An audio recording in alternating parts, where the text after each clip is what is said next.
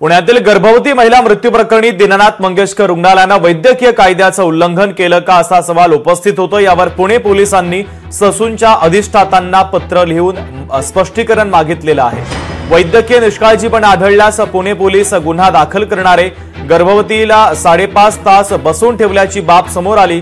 ईश्वरी vice मृत्यू प्रकरणाच्या चौकशीनंतर पुणे पोलिसांनी ससून रुग्णालयाला हे पत्र आता लिहिलेलं आहे। त्यामुळे आता पोलीस या प्रकरणात कशा पद्धतीची कारवाई करतात हे पाहणं महत्त्वाचं असेल।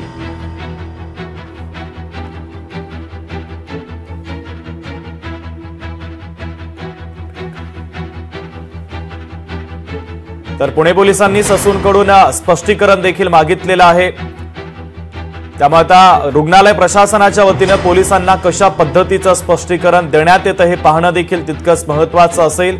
वैद्यकीय निष्काळजीपणा आढळला तर गुन्हा देखील दाखल होणार आहे। त्यामुळे आता पोलीस या प्रकरणामध्ये कशा पद्धतीचा गुन्हा दाखल करतात आणि काय कारवाई करतात हे पाहणं महत्त्वाचं असेल।